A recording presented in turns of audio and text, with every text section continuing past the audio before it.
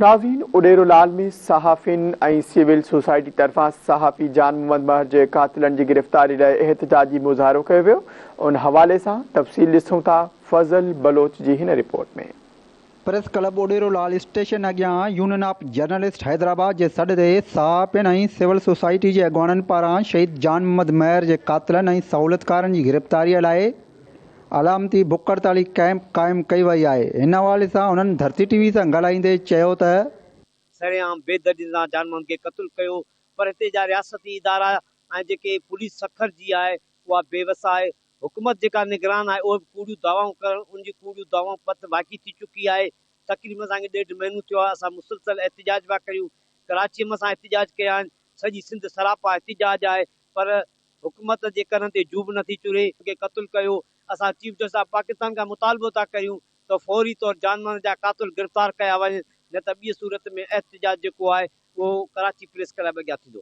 महीना तक़रीबन थिया आहिनि, अञा ताईं सखर जे सीनियर सहाफ़ी जा क़ातिल गिरफ़्तार न थिया आहिनि ऐं सहाफ़ी उहो जेको ग़रीबनि जो हमदर्द ऐं हॾ ॾोकी हो ऐं हुन हर सतह ते ग़रीब मज़लूम माण्हुनि जो आवाज़ उथारियो, जंहिंजे करे जेको उते जी रियासत ऐं उते सरदार नवाबनि खां इहो बर्दाश्त न थियो ऐं उन्हनि जेको त उनखे बेदर्दीअ सां क़त्ल करे छॾनि। मोहम्मद महर जा क़ातिल गिरफ़्तार करे उन में मुलविस सहूलियतकारनि खे वाइको कयो वञे, न त एहतिजाज जो दाइरो वसी कयो वेंदो ऐं कराची प्रेस क्लब खां इस्लामाबाद प्रेस क्लब ताईं जेको सो लॉन्ग मार्च कयो वेंदो। अॼु खां 1.5 महीनो गुज़री वियो आहे, शहीद जान मोहम्मद महर अञा ताईं क़ातिल गिरफ़्तार न थिया आहिनि। हीउ एहतिजाज जो सिलसिलो उन ॾींहं खां शुरू आहे जेको अञा ताईं जारी सारी आहे।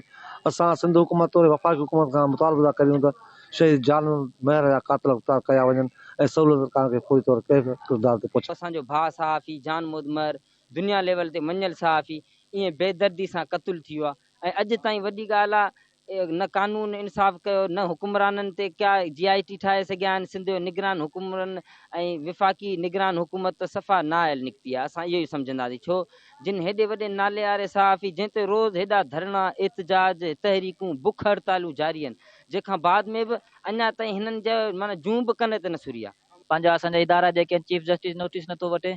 शहीद जान मोहम्मद माना सहाफ़ी हिकिड़ो नाले वारो सहाफ़ी हो जंहिंजो सरेआम क़त्ल कयो वियो आहे।